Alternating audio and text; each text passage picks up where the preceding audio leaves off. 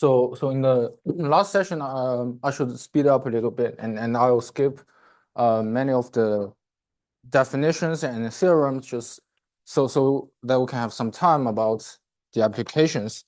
But still, I need to introduce the symplectic Lie groups. So first we need a antisymmetric bilinear form, which is called omega, which acts is defined like this. So this is called the symplectic.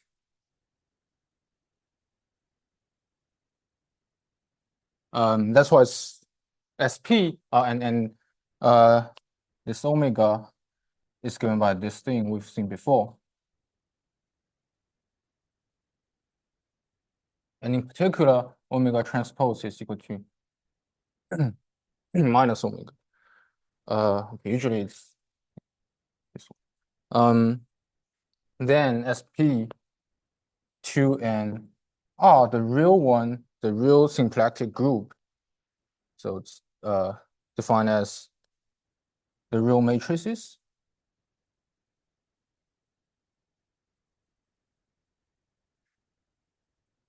Such that it preserves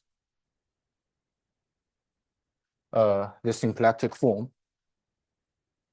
So this is the symmetry group of the classical mechanics because it preserves Poisson bracket. But we can also define other symplectic groups. So we can also write the complex one, which is Q and C, and this is defined as, well, we just replace R with the C, and then again it's the same thing. And also we have unitary symplectic, which is USP, because unitary is already complex, so you don't have to write C, but now it's an element of UN and the same condition.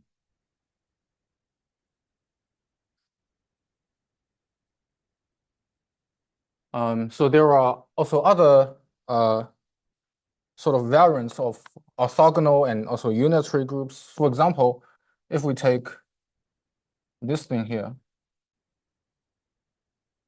so here I have P1s and Q-1s, and I call this eta PQ. In other words, the signatures, this is signature PQ.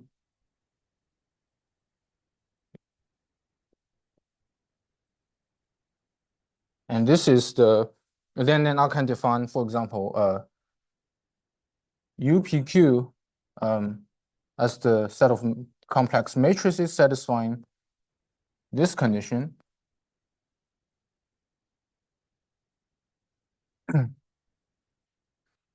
So, and also likewise for OPQ. So in general, SON, of course, SPN, USP2N, and of course SUN, they are compact. But things like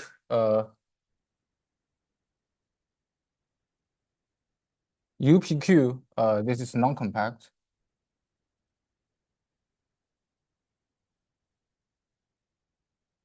And we can write SUPQ because if we just take determinant to be 1. So for example, SU 1, 1, which is just which just says I have this matrix, and we write down the elements for any n in this group. We can write it as this.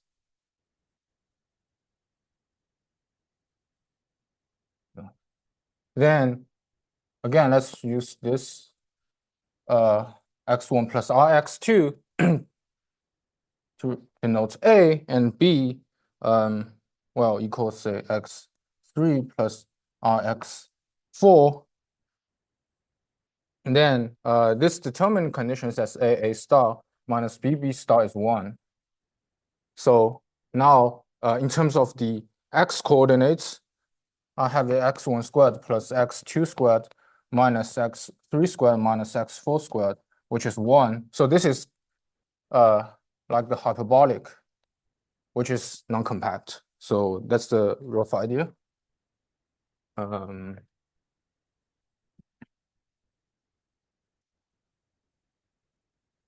So there is so sometimes you can see people using SPN, just like the algebra case. People write SPN instead of SP, say, or USP2N. This is because we can write our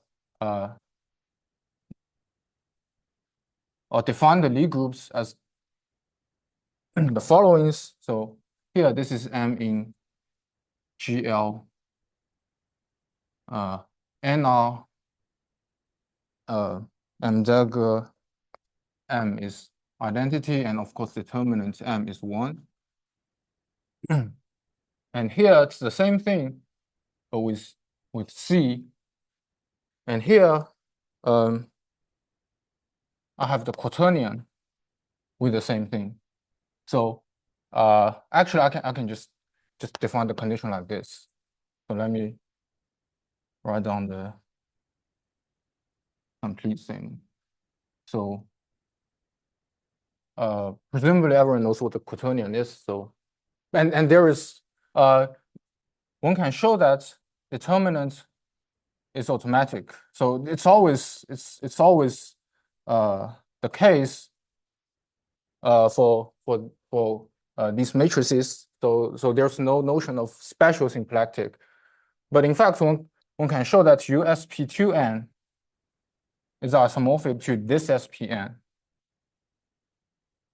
So that's where many confusions arise in literature, because sometimes people use the convention of 2N, sometimes people use the convention of N. Yeah, it's just different people prefer different notations, but that's the and then representations. At least for this, maybe I should give you the definition, which says a rep rho of the group G is a homomorphism rho G2 GL and C such i.e. it satisfies rho A, rho B equal to rho AB for any AB in G. And if it's G2 UN, we say this is a unitary representation.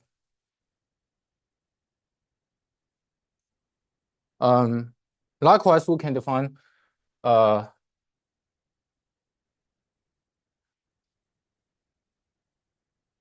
modules. So a G module, again, is a vector space.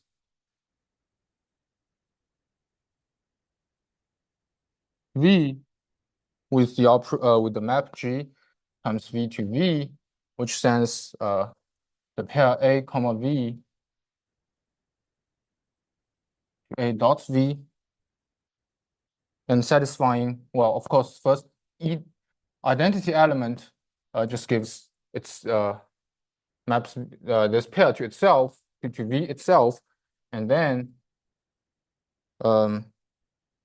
it's associative in this sense. So A dot bracket B dot V is first A dot B and then dot V. And also it's linear, so lambda V plus mu W is equal to lambda A dot V plus mu B dot W. Again, they give the same structure. So in other words, when we say representations or modules, they are the same thing. But I'm not gonna show the details here, but you just need to know that they are the same thing. So There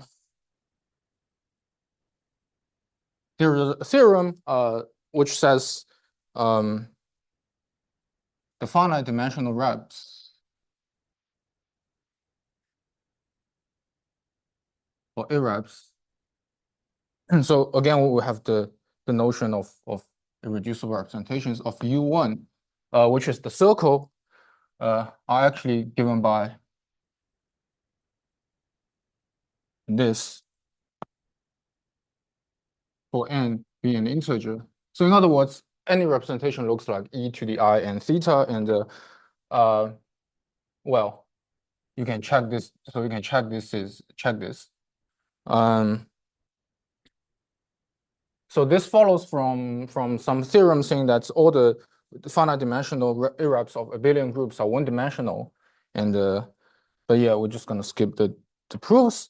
But in particular, U1 is the symmetry of electromagnetism, so of EM. So the charge quantization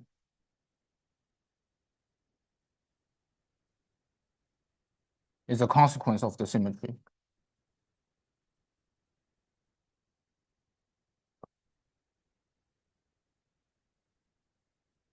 Because it's the charge is labeled by this n. Yeah. What is the G model? Is it the model of left invariant vector pairs? So G module is this definition. So it's this vector space satisfying these three conditions.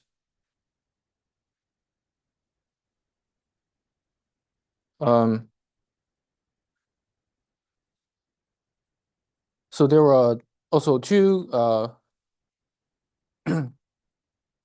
because we're talking about matrix groups. So the defining representation or the fundamental representation is just the matrix itself. So and then also we have the dual representation, which is denoted as given a representation rho. So suppose I have a representation rho. The dual rep is again G to GL and C such that rho star of A is rho A inverse, and then take the transpose. I mean, of course, for any A. In G, so we can check that this is a homomorphism, and also, okay, maybe let me just write on this first. Also have the conjugate representation. Rho bar, which is rho A bar. Here, this means complex conjugation, complex conjugate. So so one can check. So maybe it's a straightforward access that check that they are homomorphisms. So if rho is unitary, then of course we know by definition of being unitary, we know rho A dagger is rho A inverse. This is equivalent to saying that this rho A bar, the complex conjugate, is rho A inverse and taking the transpose because the definition of dagger, and this is equal to rho. Maybe I should. Yeah, okay, no. Rho A inverse transpose, and then this is rho A inverse transpose. This is because it's a homomorphism. So rho A inverse rho A is equal to rho A inverse A, which is the identity. So we have this identity here, but this just says that rho star, I mean the dual rep is the same as as the conjugates rep. So which we use this wavy line to denote that they are equivalent.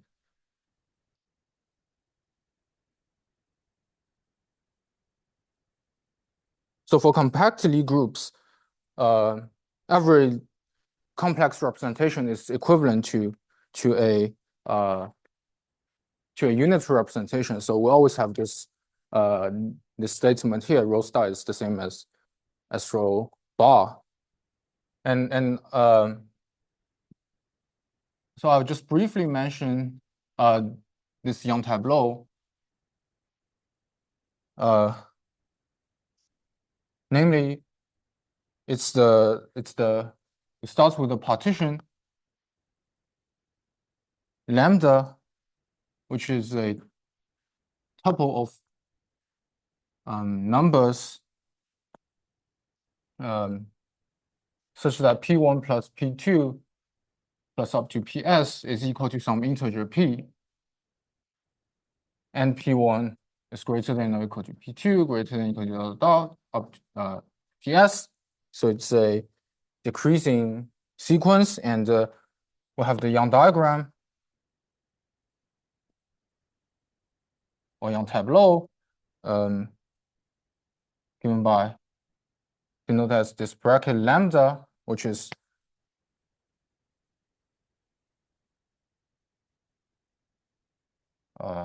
set of the boxes.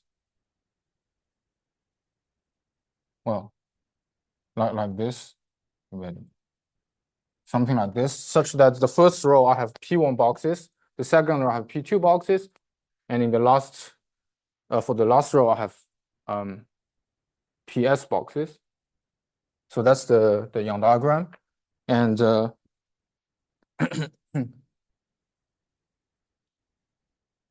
result is that all the finite dimensional irreps are in one-to-one correspondence with these Young diagrams.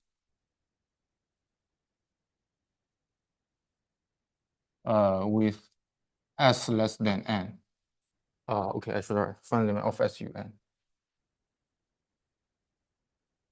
So that's the main result, and here we need to have S less than M, because for those over N, so for example, I have a column. I can have, say, K boxes for SUN, and this is some representation. But if I have M boxes, this is the same as nothing, namely the trivial representation. And then if I have M plus K boxes, then this is the same as K boxes.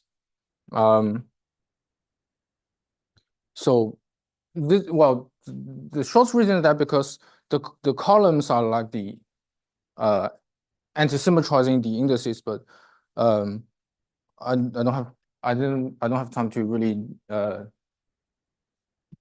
sort of go into the details of the Young diagrams and also the tensor products of the representations, but that's the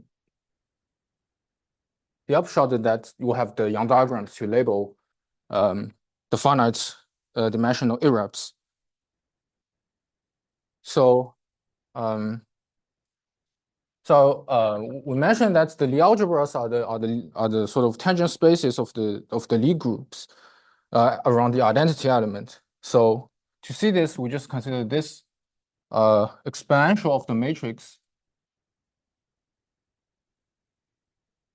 Well, I mean, X is a matrix which converges for any matrix, and it has some properties. Well, first of all, e to the 0 is the identity, n by n matrix, and then e to the x, take the inverse, is e to the minus x, and then if I take the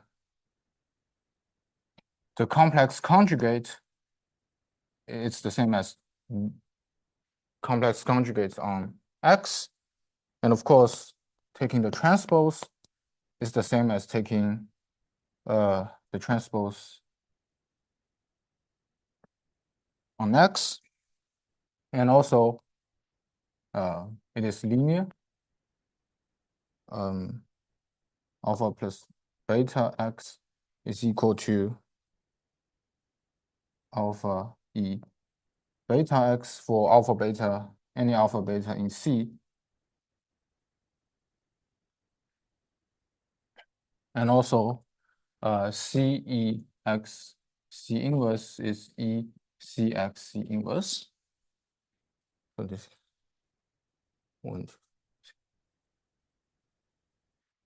For any invertible matrix, but e to the x e to the y, I mean, we know it's not equal to e to the x plus y, and we need the Baker-Campbell-Hausdorff formula.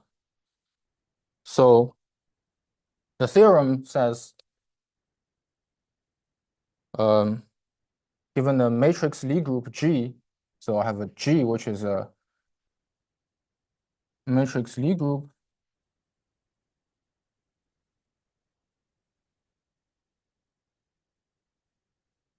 then the set of all matrices X such that e to the tx in G for any real T forms a Lie algebra.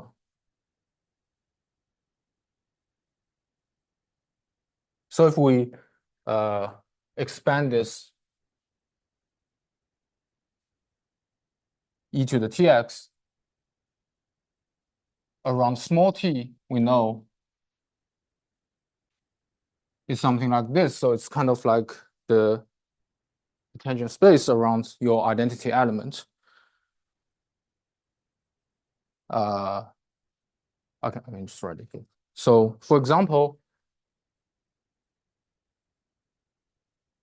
recall ON, which says M transpose is equal to M inverse. Then we just plug in this e to the x. So now I have e to the x transpose equals e to the x inverse, which means this side is e x to the transpose equals e minus x. And then this means x transpose is equal to minus x. Namely, they are antisymmetric matrices.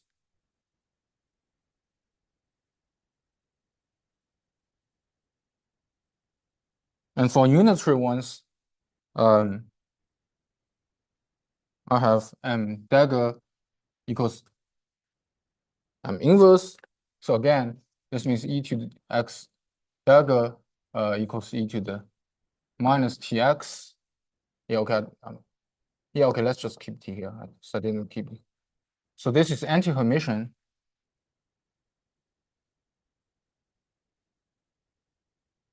Sometimes, especially in physics literature, you can see people might use the definition with an extra r here, so that the resulting matrix X will be Hermitian, but it's just a matter of convention. So in general, because we have this identity, determinant e to the x is equal to trace of x. So this determinant equals to 1 condition gives rise to the trace x being 0. So that's why here this if we have SU here, which is like determinant 1 would have the Lie algebra little SU, which says the trace is 0, and likewise for SO.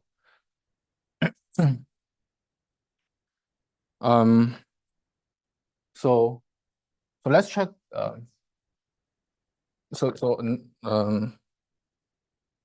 Discuss this example SU2, which can be written as IA. So I'll just use the anti-Hermitian convention, which says this.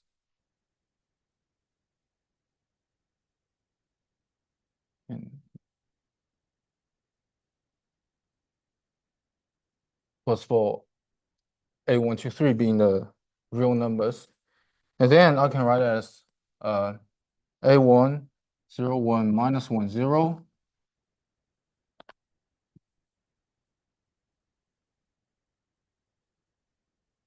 Plus A2, 0, I, minus I, 0 plus A3, I minus I, 0, 0. And I call these three matrices T1, T2, T3. Then I have some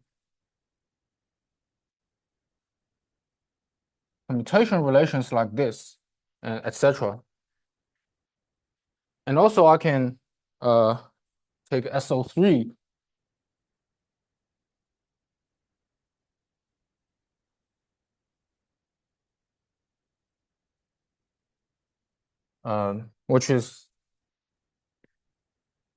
which can be parameterized using the, well, so this is B3, yeah, B2, B minus 3, 0. Again, real B's, and I can again write this as, so I'm not going to write down the explicit form of the matrices. I mean, it's pretty straightforward. Again, we'll have some commutation relations like this. So in other words, it's just kind of a rescaling by 2. In other words, I can have a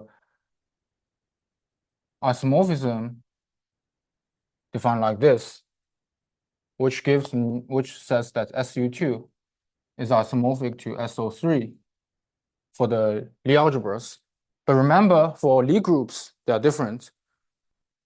Lie groups, which, well, says SU2 quotient by Z2 is SO3. So this this is because SO3 is not simply connected. So I'm not sure if you know what simply connected means, but well, roughly speaking, it just says every like loop on your manifold is can be contracted to a point. So that's the rough idea.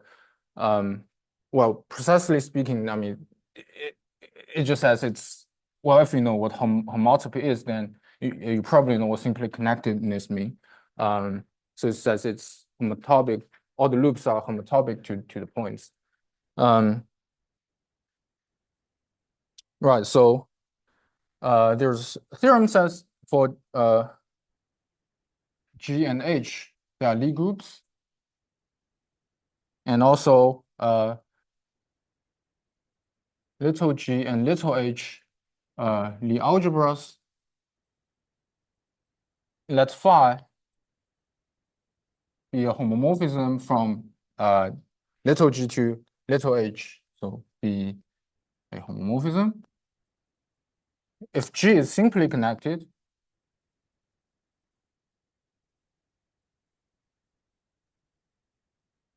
then there exists a unique Lie group homomorphism phi, capital Phi, from G to H, such that phi e to the x is equal to e to the little phi x for any x in your Lie group, Lie algebra.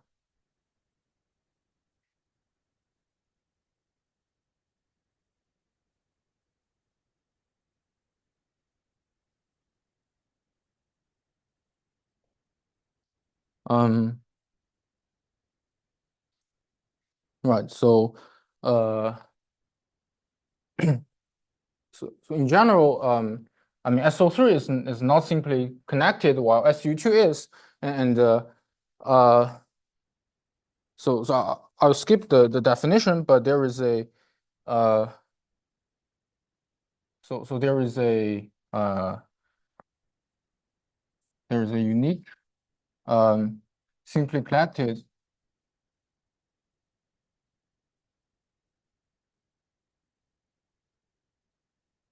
Lie group with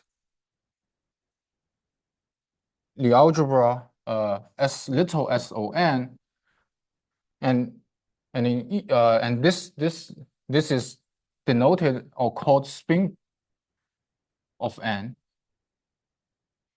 So this is and in each case SO maybe I should write it clear. So okay, I don't know how to write it.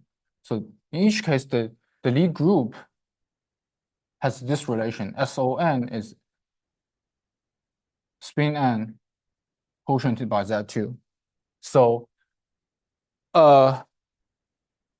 yeah, so likewise, well, there is a similar version for ON, and you want to have some sort of double cover or this kind of structure of quotiented by Z2, and people call this pin because it happens that S spin is also starts with the word the letter S. So here we remove S, so here we remove S. So you'll see the group called pin group, but it doesn't really mean anything. It's just yeah, it's a sort of interesting notation.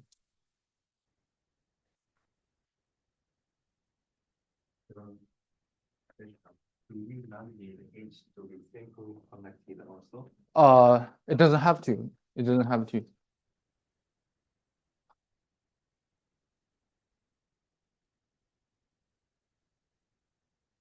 So so actually, for SU, the Lie algebra. Okay, maybe I can write this. The Lie algebra of SU, is little SUN, and for well S yeah, okay, I just need to talk about it. Yeah, but then in the in the classification of the algebra, we don't have this kind of SUN, but instead we have SL. Okay, split is SL and C. So this is because we need a complexification of the Lie algebra. Namely, if I have a Lie algebra L, its complexification is defined as AX1 plus IBX2, where AB are real numbers and X1, 2 are elements of L. Then you can check that it's so for example, if an element Z equal to X plus IY with X and Y in little SUN, then Z dagger is not equal to minus Z. So, but still, trace is still 0. So the complexification of SUN is SLN, but so the last piece we need is that all the finite dimensional irreps of a Lie group G is in one-to-one correspondence with the finite dimensional irreps of its Lie algebra. So I'll just use little g, and also it's in one-to-one correspondence with the finite dimensional irreps of the G complexification. So in other words, when we say the Young tableau gives us the irreps of the Lie group, we also have the Young tableau gives us the representation of the Lie algebras SLN and vice versa. So now, finally, in the last hour, we can talk about some applications. So the first example is standard model. So it has a symmetry group like this. So well, let's just first talk about the electroweak part, which is SU2 times U1. And of course, we know in standard model, we have the following matters. Well, first we have leptons, which are, well, electrons and muons, tons, and their corresponding neutrinos. And also we have quarks. So that's, well, up, down, charm, strange, and bottom and top. So they're all like spin half particles. And so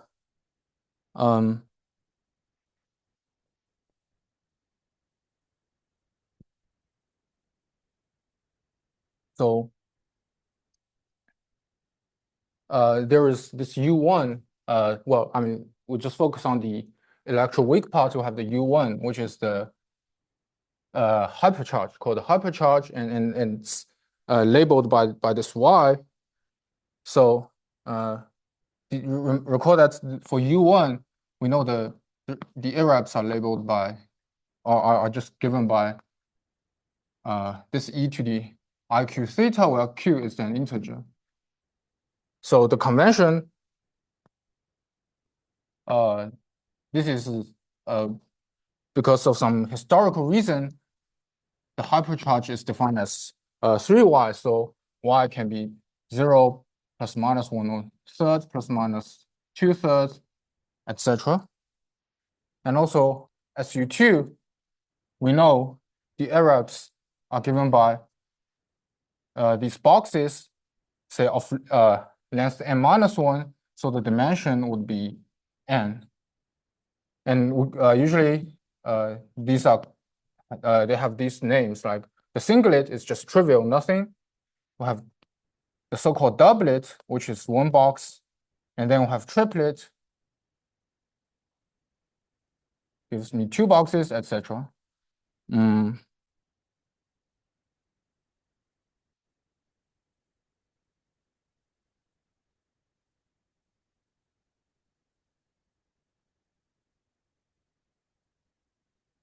So we have the following for leptons.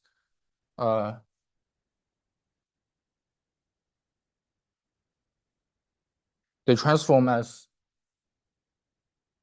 the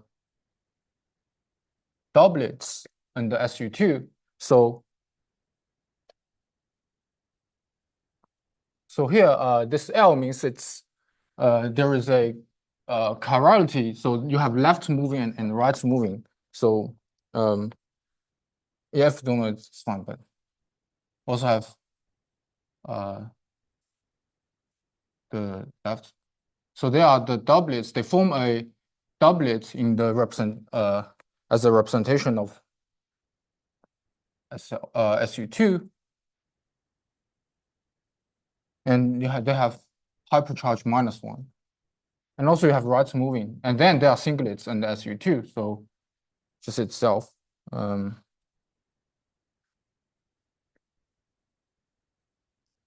they have hypercharge -2. So in standard model, there are no right moving these neutrinos. So this kind of a consequence in standard model is that the neutrinos are massless, but I mean, experiment says like they are not massless. So that's something we need for like beyond standard models, but it's not the topic today. And for antiparticles,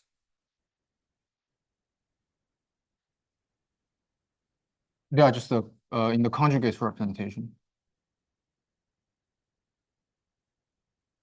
So and also yeah, so y would goes to -y, etc. And also for I can just briefly mention SU3. all the leptons are singlets. And also, you can talk about quarks, and the quarks are like triplets under this, and that's why. So you can see this SU3 called color. So sometimes people call this like red, green, and also blue. So that's the kind of name because it's a triplet. But so I want to talk about this thing called symmetry breaking, which we mentioned at the very beginning in the first lecture. So, so there's a Higgs field.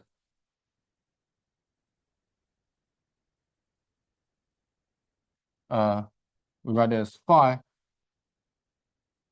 plus and phi 0, which is an doublet of SU2 and hypercharge 1. So in the standard model, it has a the potential, the corresponding potential in the Lagrangian, it has a okay, it's has a minimum which is given by 0 v over square root of 2. So that this is the sort of ground state, but this breaks the symmetry. So this breaks SU2 cross U1 because it is not invariant under the symmetry. So to be more explicit,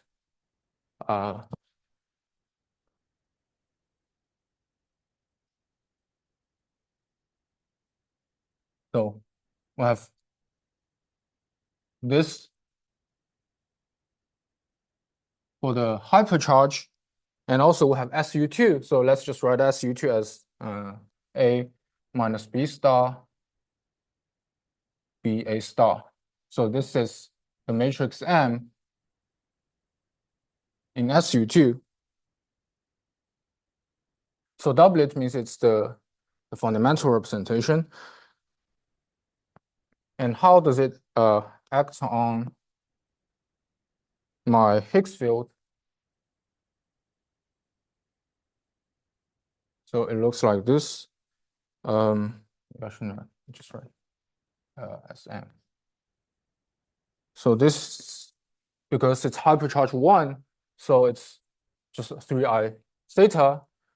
And then I have A minus B star, B A star, and acting on my ground state V, this thing. And you can compute this, which is simply minus e to the 3I theta B star V over square root of 2. And this is e to the 3I theta B star V over square root of 2. So, okay, B star.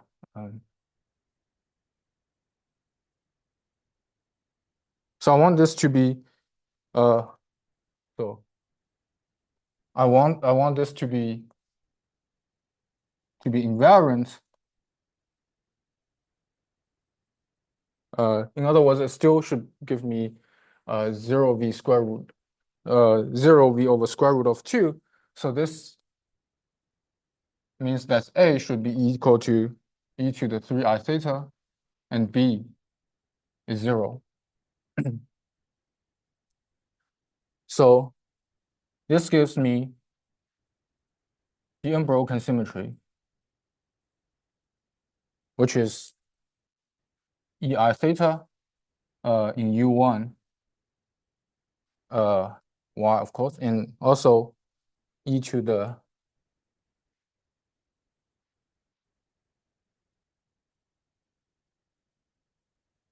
3I theta, e to the minus 3I theta, 0, 0, in SU2.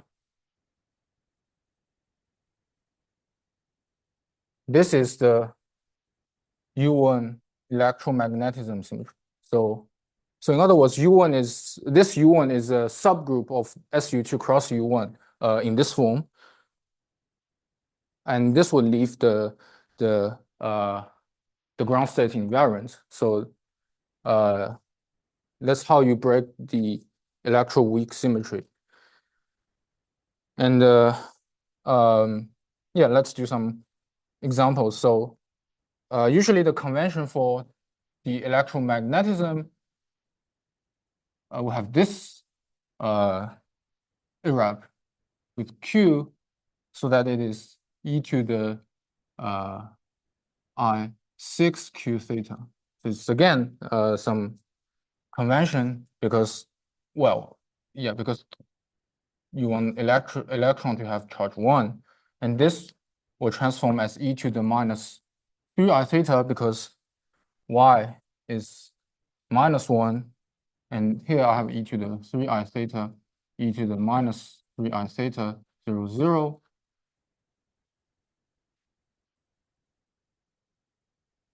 And this gives me nu e to the L, e to the minus 6I theta, e to the L, EL minus. So here, this means the neutrino is neutral. Electron has Q -1. You can do the similar thing for the other things, including quarks, but I'm not just, yeah. Yeah, so quarks also transform as doublets, so you can check this for ULDL, and then you can find doing this similar manipulation, you can get the charges of the quarks, which are 2/3 and also -1/3. But that's the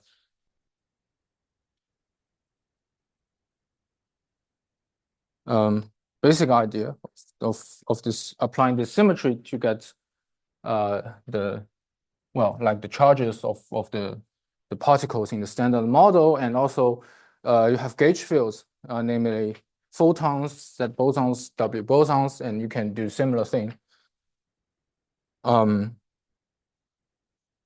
Right. So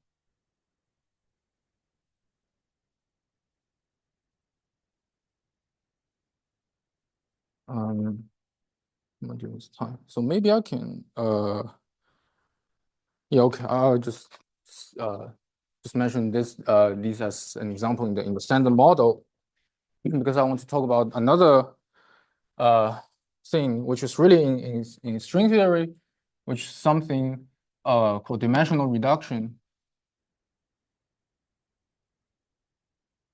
but only, I mean, in terms of the representations. So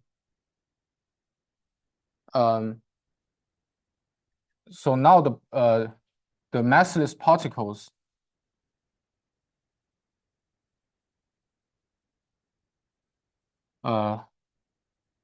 transform as representations under something called the little group. So this little group is something that leaves your momentum invariant, but anyhow, it's SOD -2 for massless particles in dimension D. So, but actually, well, because we want spinors, so we're actually using the representations of the spin D -2. So and because we have the highest weight representation, the notation using the highest weight to denote representations, so we can we'll just use the highest weight notation to write these representations for these little groups, and there are basically we have these kind of fields. One is called scalar phi. So the dimension of this representation, or if you like, sometimes we call degrees of freedom, is 1. And then we also have gauge field. Okay, it's getting mixed together. Let me write over here. So I have the scalar. I don't have to write on that. Yeah. 1. And also have gauge field, which are vector fields. So it's, and this is degrees of freedom is n, where n is just d minus 2. And also have the so-called traceless second rank symmetric tensor. Well, if you like, you can just call this the graviton. And this is degrees of has degrees of freedom n times n plus 1 minus 1 over 2. Yeah, and also we have p-forms, namely the antisymmetric tensor. They have degrees of freedom n choose p. So so you can take just tensor products of representations, and you can get this symmetric and antisymmetric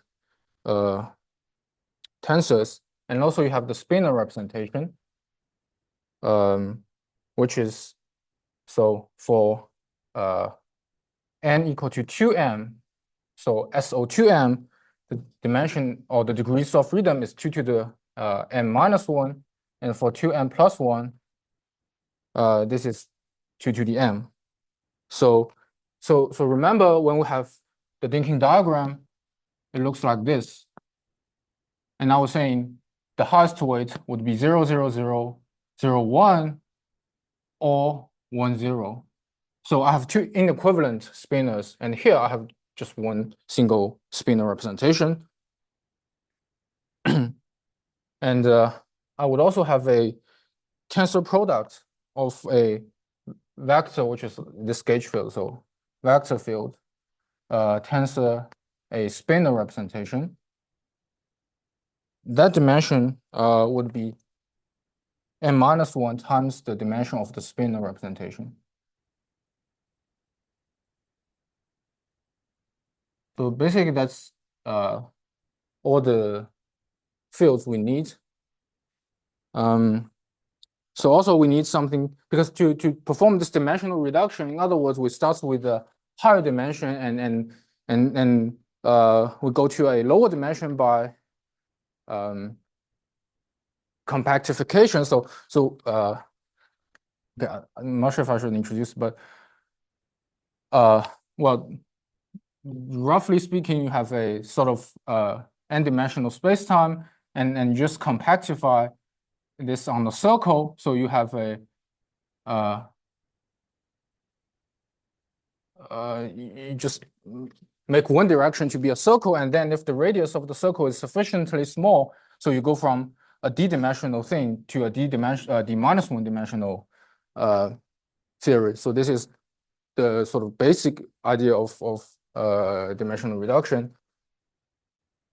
And to realize in terms of the representations, what we need is something called branching rule.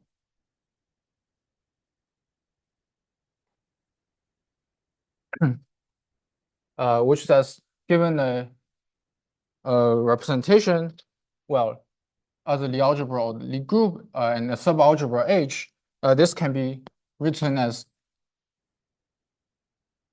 a direct sum of the representations in this subalgebra or subgroup. So actually, I have this rule written down for the well, because here it's just SO d minus 2, so we just need Bn and Dn. So for Bn, remember we have the highest weight notation like this.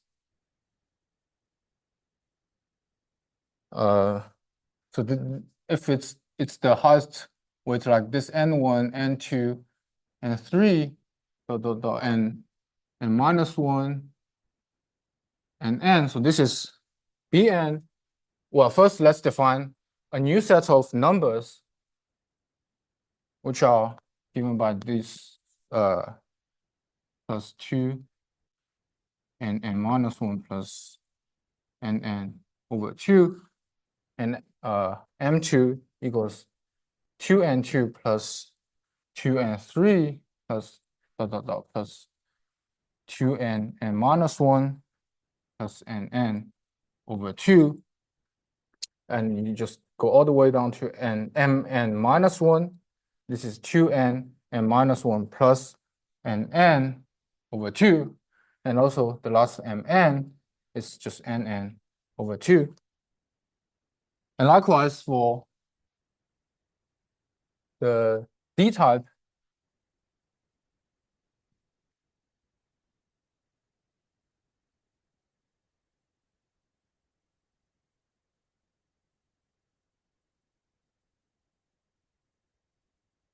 so again, now I have n1, n2, n3, and minus 2, and minus 1, and nn. I define the new set of numbers like this, which is almost the same as the Bn case, but now I have this. The last part is different because the end is different. So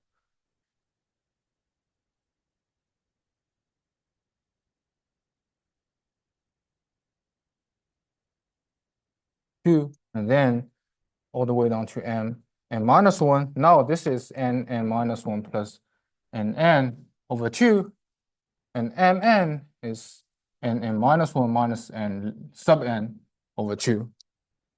So now the branching rule says, well, first, let's say I start from Bn, and I want to get, so this is Bn, this is Dn, and I can just first, so first I would have,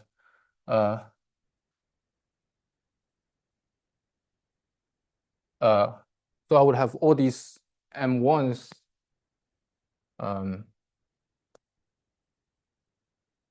okay, right here.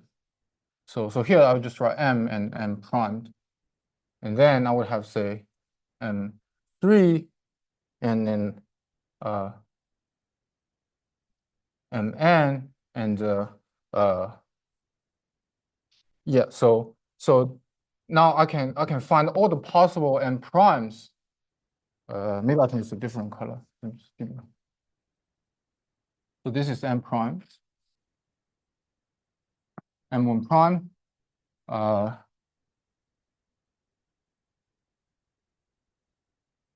M2 prime, and of course M3 prime, and all the way to Mn, and this would be Mn primed, but this has to be greater than or equal to minus Mn. Then from the M primes, I can use this set of equations to get M primes, so Ni primes, and I collect all the possible Mi primes and solve all the possible Ni primes. Then this N1, N2 in Bn can be not N2, and N can be decomposed into all the possible sums of N1 prime and N prime.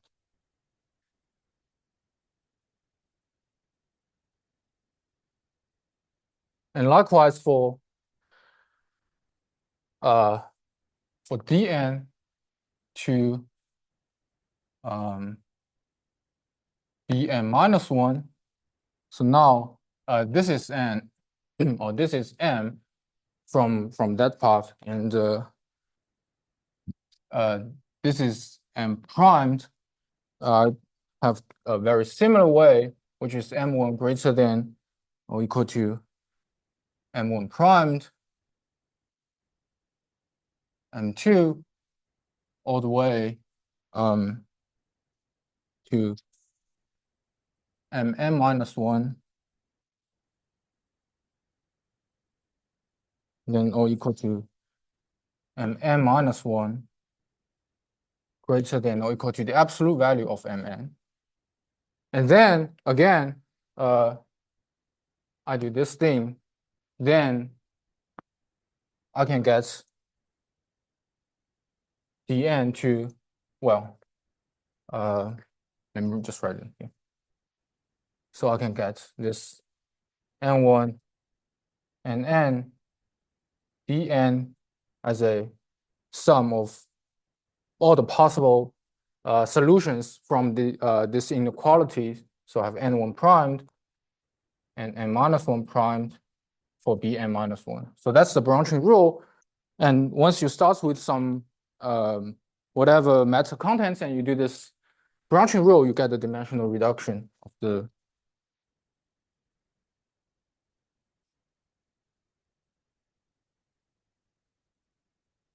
So let me just give you one example. So we have 11-dimensional supergravity.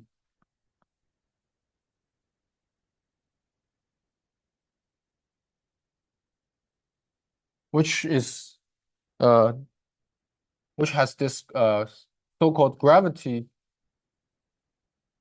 multiplet.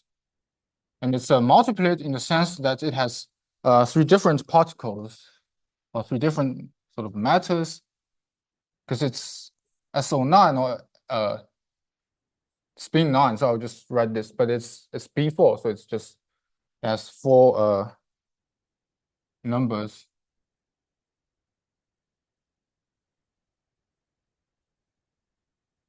So this is called the graviton.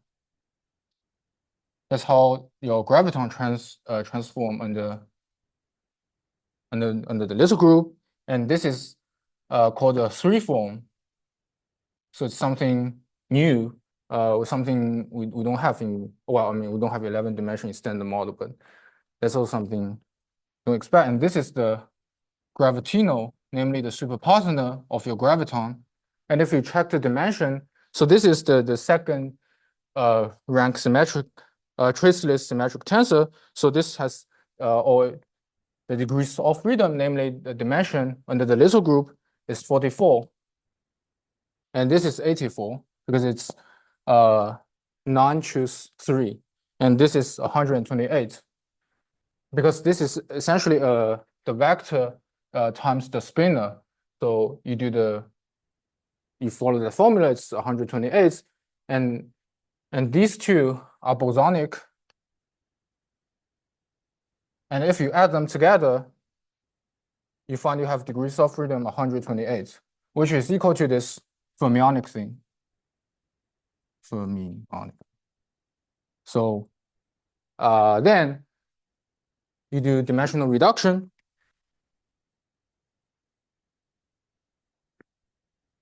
Following this rule, what you have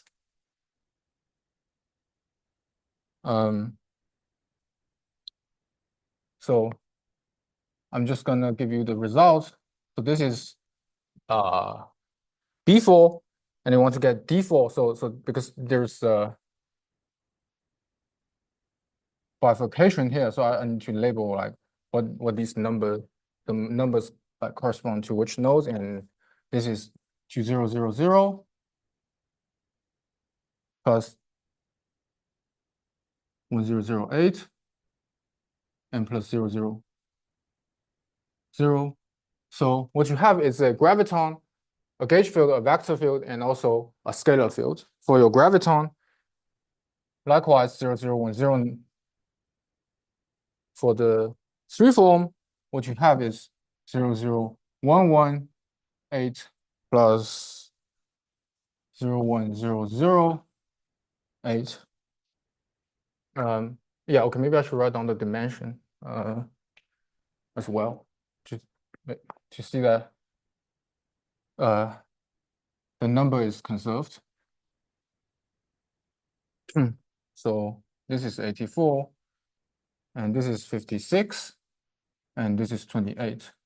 So I'm not sure what people usually call this, but this is a two form, and this yeah, again, this is still a three form, but for 1101, you have more, which is 1010, 0001.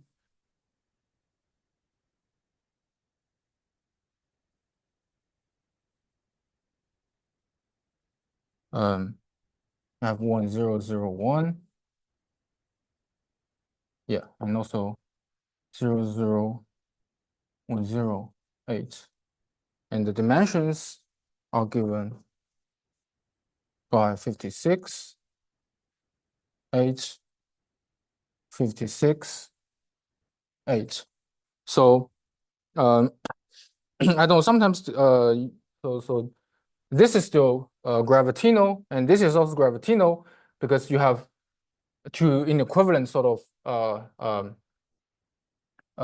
spinor representations. I mean, namely the last two entries, you exchange them, you get the sort of left moving and right moving spinors, or here it's gravitinos.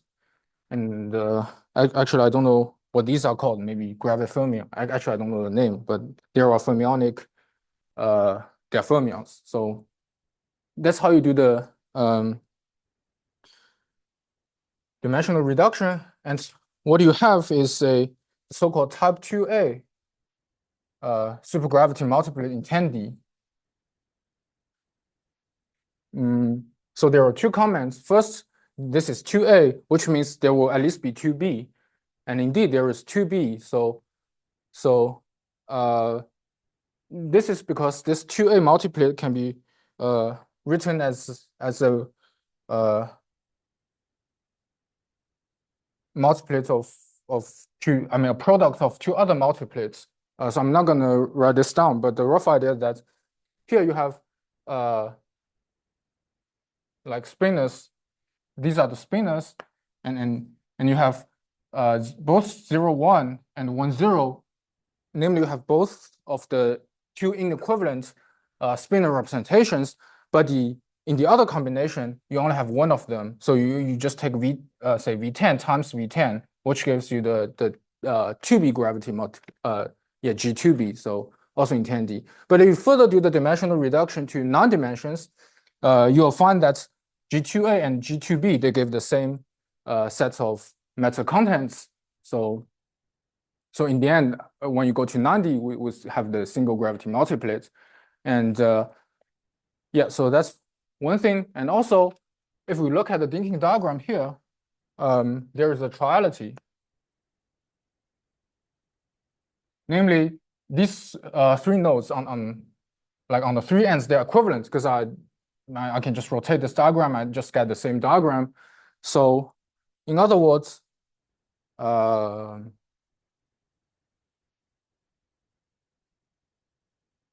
can just exchange these three labels. So and then, for example, the dimensions here. So for this one and this one, I'm just exchanging these two. So they are both dimension 8, and also this one, because I'm exchanging 1 and 0 with the first entry. So they are all of dimension 8. And likewise, you have 56, 56, and 56, etc., etc. Yeah, so if you don't bother doing this kind of calculations, you can try this to get G9, G8, etc. So in the last 20 minutes, I don't know. Yeah, so I'll just talk about some random stuff and more general stuff, like for, I don't know, future directions. I don't know what future direction mean here, but there are some other. So there's one thing I don't have time to mention, which is called the ADE correspondence. Because if you look at the thinking diagrams, like in the second session, we have all the diagrams with nodes and lines, but these three are special because you only have single lines. Namely, you don't have this or something like this. So ADE are called simply laced, and they form a very special family of the thinking diagrams. Because there is a, so they are related to well, discrete subgroups of SU2. So I'm not going to explain what this means, but and also they are related to platonic solids, and also it's related to the so-called monstrous moonshine.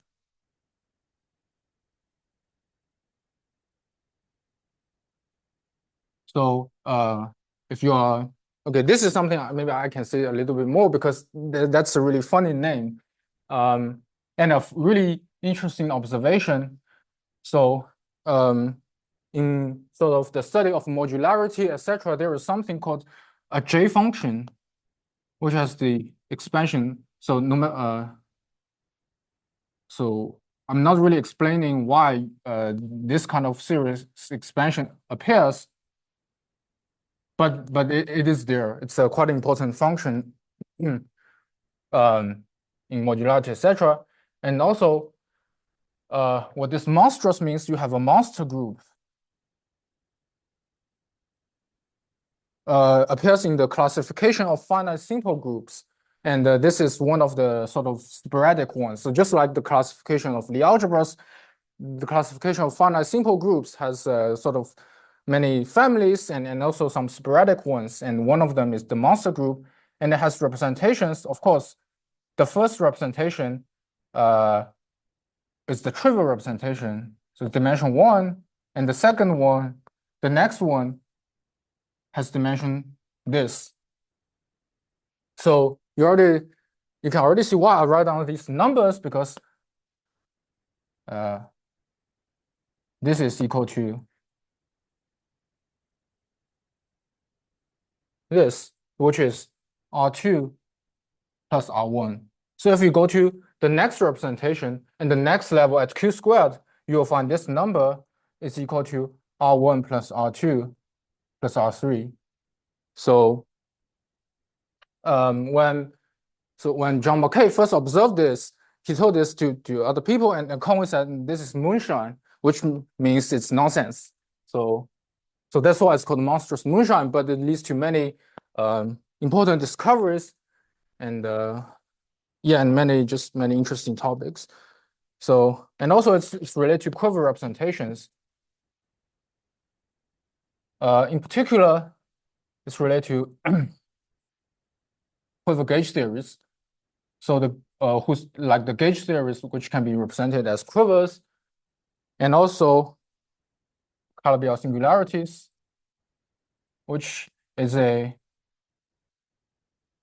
special type of sort of geometries, or maybe if you like, maybe you should call it Gorenstein. It's just the singularities, but that's something also very useful in string theory, because if you want to really do dimensional reduction, or for example, with a string theory is in 10D, you want to reduce it to the real world 4D, then you just put it on a six-dimensional, compactified on a six-dimensional geometry, and this is called the Calabi-Yau threefold. By three, I mean complex dimension 3, so it's real dimension 6. And also, and many other applications. So if you really want to know about this, and you don't really want to go to all the like deep stuff, I mean, or before you really go to all the deep stuff, there is a book I recommend, but unfortunately, that book hasn't been published. But this is a sort of blurb, an advertisement of this book called ADE patterns in mathematics. So this book is written as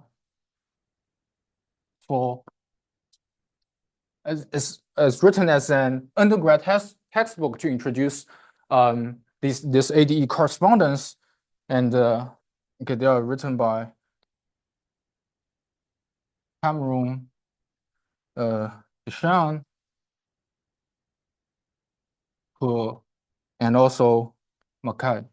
So yeah, because one of the authors is my PhD supervisor, so I have to make this advertisement.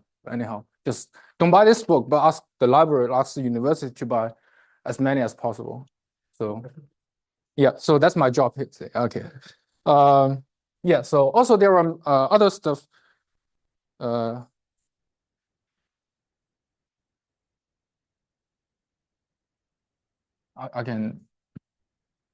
should mention.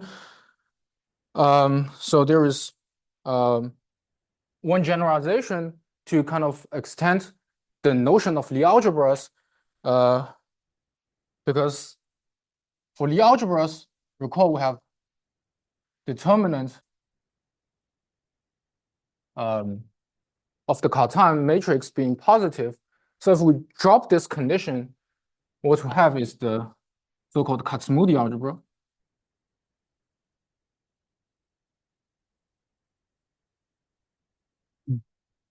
So they are now infinite dimensional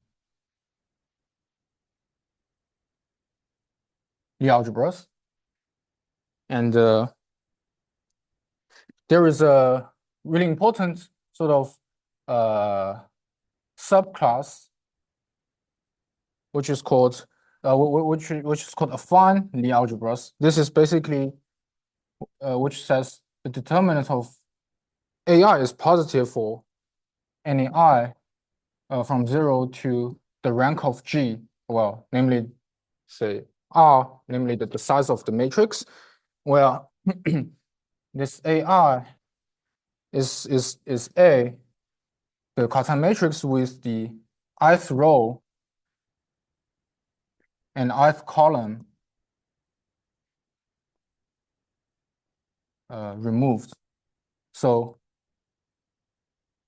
in other words, this determinant of AI is the principal minor of A.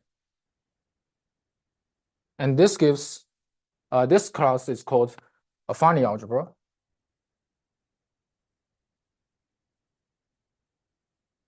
So there is a usually there is a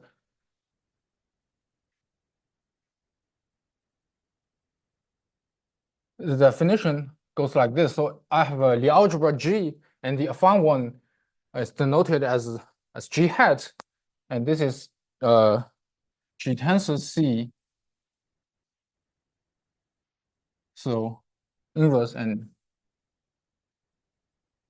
so so this is called the level. But if you you don't like this sort of formal definition, but okay, anyhow, I should just write down the bracket first, so it could be a bit more helpful. Alpha C and B tensor Tm plus beta C, and this is defined as this Tm plus N plus kappa is the Killing form. You have N delta M plus M 0 C. So actually one can okay, not one, I mean it's a non-trivial thing, but one can show that there is a define the affine Lie algebra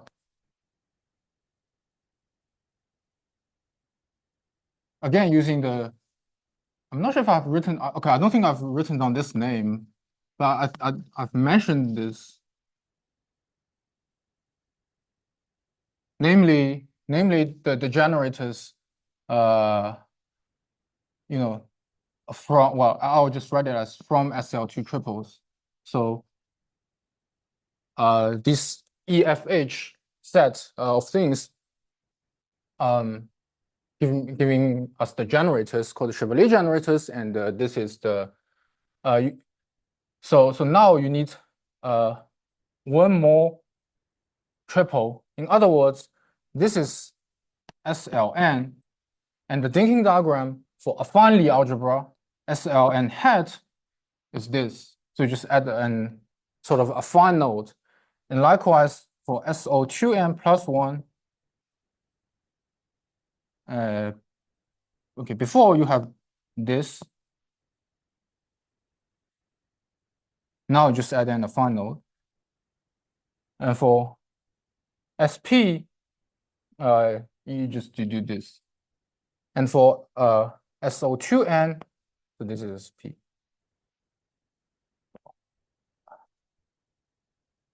You have this.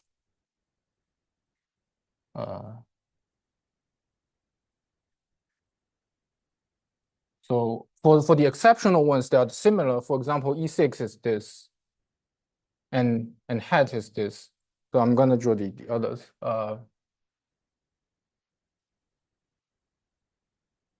But there are some like differences between the usual Lie algebras and the affine ones. Well, for example, in the root systems, there is an this extra node brings another root, which is called the imaginary root, and it generates an sort of infinite dimensionally. So it gives like infinitely many roots. So that's one of the differences. But again, we can write as this sort of I don't know, I Fj equal to delta Ij Hi, etc. But just with one more set of sort of SL2 triple. And also we can have super Lie algebras.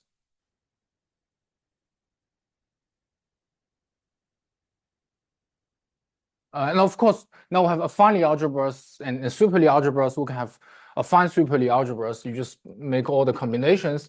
But now, so everything before, so every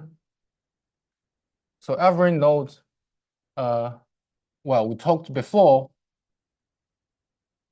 in the Lie algebras, they are bosonic, which will be clear shortly. And now we also have fermionic ones.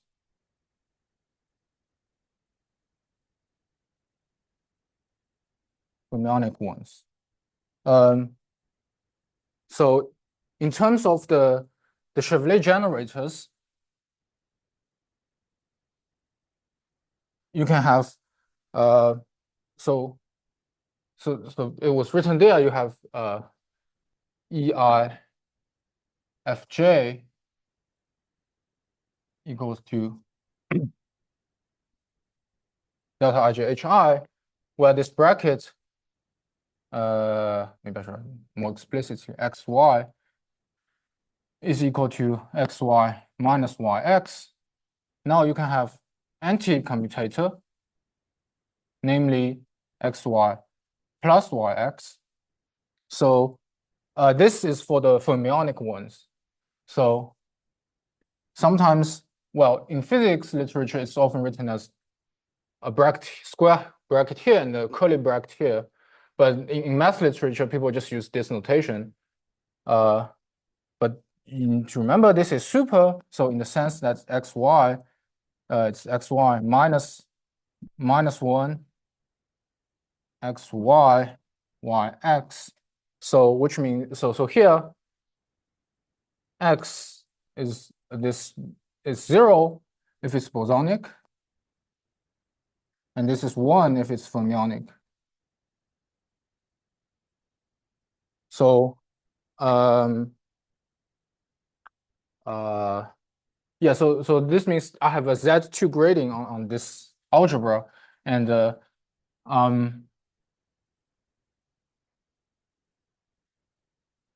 yeah, so combining these okay, and now just for the super for the super Lie algebras in the thinking diagram, now you can have I can't remember how. Yeah. So you can have the fermionic node. I don't know how to draw this. Maybe like this. Well, something like this. So and there is maybe another. Okay, not in. Okay, I can just draw this. So there are two types of fermionic nodes. So in terms of the Cartan matrix, so for bosonic ones, it's always two, but for fermionic, you can have 0 on the diagonal. And after you hit a fermionic node, your inner product will change to -2, and this would be 1. So, but that's well, it's really sketchy, but that's basically how it works. And then in the end, you also have a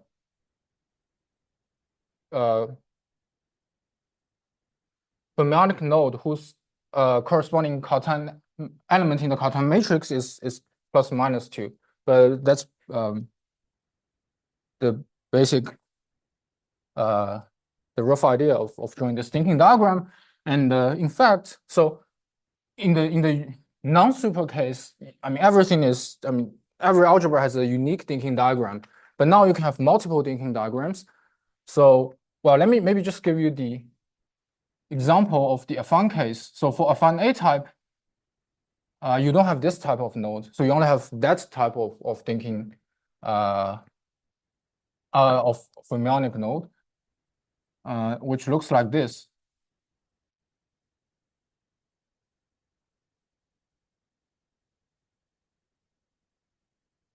So this is SL. Well, people would denote this as SLM/n just to indicate that. So here I would have or maybe AM-1/n-1 hat. Here, where this is, here I have n-1 nodes, and here I have n-1 nodes. So there is a way to get the other equivalent or like other thinking diagrams that give me the isomorphic affine Lie superalgebras, which is some manipulation called odd reflection. So it's kind of like a generalization of your Y group reflection, but it acts on the odd nodes or the fermionic nodes. So of course, it would. I mean, there is an expression, a formula for the roots. But in terms of the thinking diagram, so if you act this on the fermionic node, it will change the Z2 grading of its neighbors. So now I would have this. So in other words, for this thing, I would have these two also being fermionic. And then I can keep doing this, and I'll get all the possible thinking diagrams for this AM-1/n-1. And for a special type of okay, so in string theory, there is something called so there is a you can construct something called the quiver gauge series represented by quivers, which I've briefly mentioned over there, and then this in terms of this quiver gauge series, each thinking diagram there is a sort of string theory construction to give a gauge theory, and in terms of these gauge theories, these are something called Seiberg duality. In other words, you have okay, maybe I should maybe I shouldn't mention this. It's a bit too much, but anyhow, it's just you have two. Well, very roughly speaking, you have two theories, and you go to the low energy. So at some high energy, you have two theories, and if you go to the low energy, and these two theories will give you the same theory. And this is, in this sense, they are called dual, and this duality is called Seiberg duality. But anyhow, it's sort of a correspondence or explanation of the or like incarnation of this order reflection in physics. So okay, so I was saying like maybe I should mention something Dong talked about like 2 weeks ago, but so he talked about Witten index and using the localization. So in the end, if you apply this localization technique to compute the Witten index of your some physical theory, you will lead to some so you're actually counting some certain states which are called BPS states. But anyhow, these BPS states, the things you are counting, they have an algebra structure, and for a special family of these theories, the algebra structure is a sort of generalization of this finely super algebras. So in other words, you now have an infinite set of triples, ENA, FNA, HNA, where A are the nodes in namely the nodes in your linking diagram, and N in general are integers, but for a special family, N are non-negative integers, and E0, F0, H0. This set gives you the universal invalid because it's associative, but roughly speaking, it gives you the zero modes give you the affine algebra, and it's sort of an extension or generalization of the affine super algebras. So yeah, I guess I should stop here. Thank you.